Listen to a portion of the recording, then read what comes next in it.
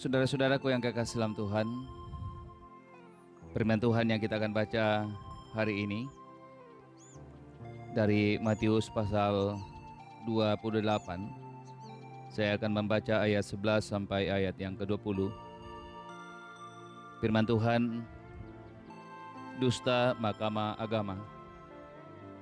Ketika mereka di tengah jalan, datanglah beberapa orang dari penjaga itu ke kota dan memberitahukan ke segala yang terjadi itu kepada imam-imam kepala. Dan sesudah itu berunding dengan tua-tua, mereka mengambil keputusan lalu memberikan sejumlah besar uang kepada serdadu-serdadu itu dan berkata, "Kamu harus mengatakan bahwa murid-muridnya datang malam-malam dan mencurinya ketika kamu sedang tidur. Dan apabila hal itu kedengaran oleh wali negeri, kami akan berbicara dengan dia, sehingga kamu tidak beroleh kesulitan apa-apa." Mereka menerima uang itu dan berbuat seperti yang dipesankan kepada mereka. Dan cerita itu tersiar di antara orang Yahudi sampai sekarang ini. Dan ke-11 murid itu berangkat ke Galilea, ke bukit yang telah ditunjukkan Yesus kepada mereka. Ketika melihat dia, mereka menyembahnya, tetapi beberapa orang ragu-ragu. Yesus mendekati mereka dan berkata, "Kepadaku telah diberikan segala kuasa di sorga dan di bumi. Karena itu, pergilah, jadikanlah semua bangsa muridku, dan baptislah mereka ke dalam nama Bapa, Anak, dan Roh Kudus. Dan ajarlah mereka melakukan segala sesuatu yang telah kuperintahkan kepadamu. Dan ketahuilah, aku menyertai kamu senantiasa sampai kepada akhir zaman." Demikian firman Tuhan. Amin. Saudara-saudaraku yang kekasih dalam Tuhan, sukacita menjumpai Bapak, Ibu, dan saudara-saudara dalam segala keberadaan kehidupan yang saudara alami dan kita alami bersama-sama. Dan tentu harapan kita bersama-sama dalam segala situasi yang kita hadapi, kita tetap senantiasa menikmati sukacita dari Tuhan.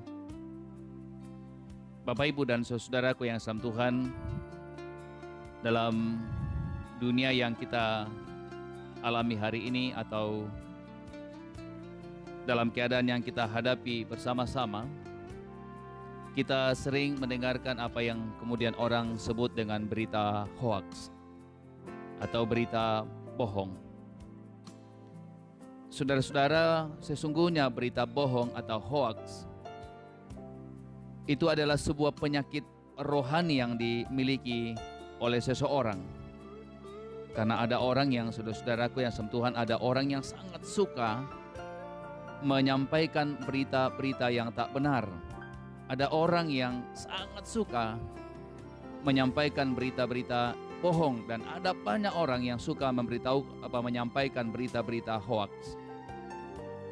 Nah, saudaraku yang sama Tuhan, pertanyaannya adalah, kenapa orang kemudian suka menyampaikan berita yang bohong atau berita hoax?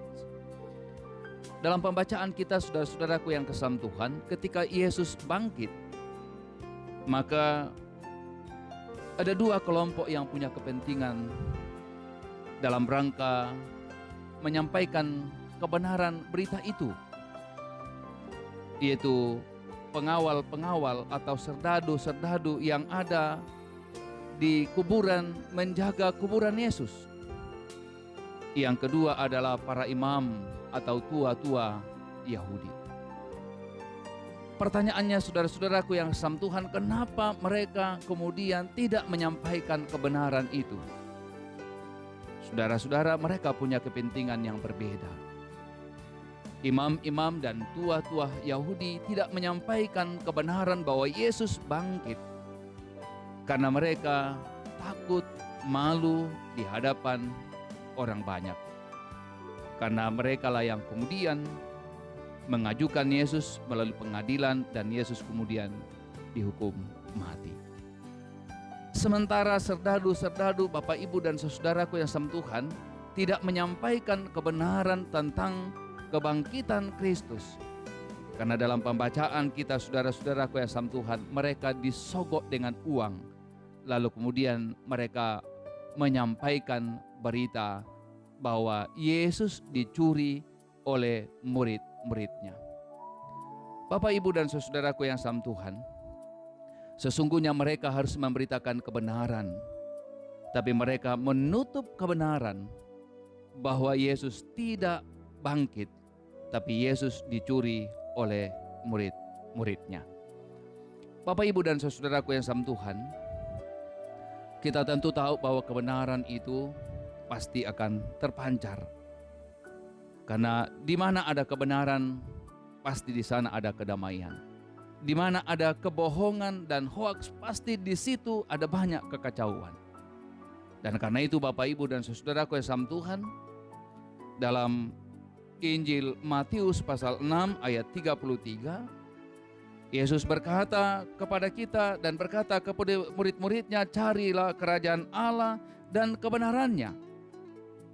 Carilah kerajaan Allah dan kebenarannya. Pertanyaannya saudara-saudaraku yang sama Tuhan, kebenaran apa yang disampaikan oleh Yesus dalam pembacaan kita hari ini? Ini hal yang sangat penting Bapak Ibu dan saudaraku yang kita renungkan, bahwa ketika para tua-tua, para imam-imam dan serdadu-serdadu memberitakan tentang berita ketidakbenaran, maka bagian akhir dalam pembacaan kita, Yesus kemudian menyatakan kebenaran itu. Pertanyaannya, apa kebenaran yang disampaikan oleh Yesus dalam pembacaan kita Bapak Ibu dan saudaraku yang sama Tuhan? Ada 3 kebenaran yang harus diamini dan diyakini orang percaya yang disampaikan Yesus dalam pembacaan kita. Pertama Bapak Ibu dan saudaraku yang sama Tuhan, Yesus berkata begini, "Kepadaku telah diberikan segala kuasa di sorga dan di bumi." Itu kebenaran pertama Bapak Ibu dan saudaraku sama Tuhan, bahwa Yesus adalah pemilik sorga dan bumi. Artinya apa Bapak Ibu dan saudara? Hanya Dia yang layak disembah, hanya Dia yang layak dipuji, hanya Dia yang layak dimuliakan dalam kehidupan kita, baik di dunia ini maupun di sorga. Dan itu adalah kebenaran yang pertama yang disampaikan oleh Yesus. Kebenaran yang kedua Bapak Ibu dan saudaraku yang sama Tuhan yang disampaikan Yesus dalam pembacaan kita adalah, Ia berkata kepada murid-muridnya, "Pergilah, jadikanlah semua bangsa muridku, dan baptislah mereka ke dalam nama Bapa, Anak, dan Roh Kudus. Dan ajarlah mereka melakukan segala sesuatu yang kuperintahkan kepadamu." Jadi di sana ada 4 perintah Bapak Ibu dan saudaraku. Pergilah, baptislah, dan ajarlah. Tujuan akhir dari apa yang dilakukan oleh gereja, yang dilakukan oleh murid-murid, yang dilakukan oleh kita hari ini adalah menjadikan orang-orang yang percaya kepada Kristus menjadi murid Yesus. Tentu tidak sekedar dibaptis Bapak Ibu, tidak sekedar penginjilan, tidak sekedar kemudian diajar, tapi menjadikan orang-orang yang percaya kepada Kristus menjadi murid Yesus. Dan murid Yesus adalah orang-orang yang kemudian hidup menteladani, mengikuti apa yang kemudian diajarkan oleh Yesus kepadanya. Jadi sekali lagi saudara-saudaraku sama Tuhan, tugas kita hari ini adalah bagaimana kemudian orang-orang percaya kepada Kristus adalah orang-orang yang hidup dalam keteladanan, menteladani apa yang diajarkan, apa yang kemudian dipercontohkan oleh Yesus kepada kita.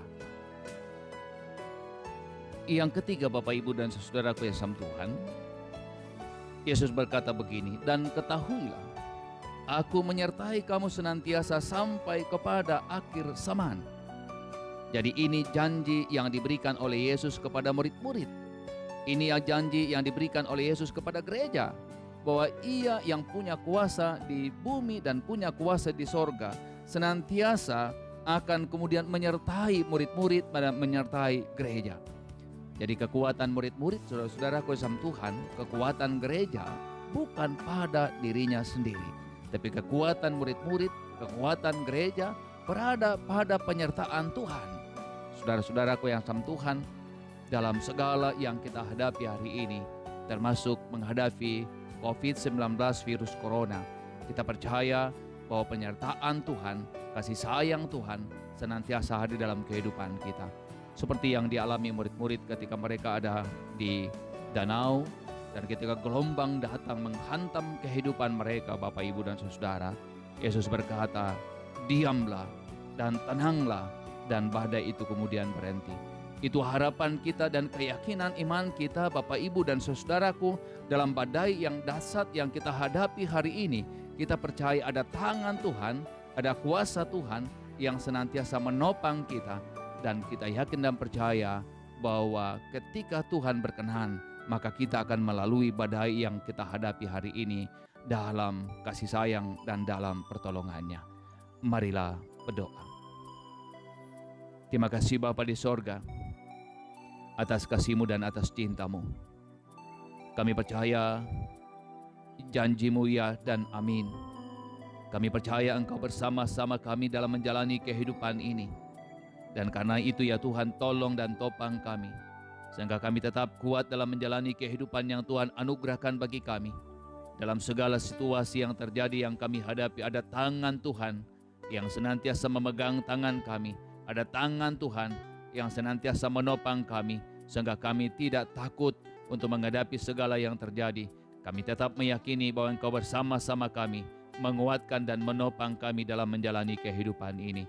Terima kasih Bapa di sorga, ini doa kami, permohonan kami. Di dalam Kristus Tuhan kami berdoa. Haleluya. Amin.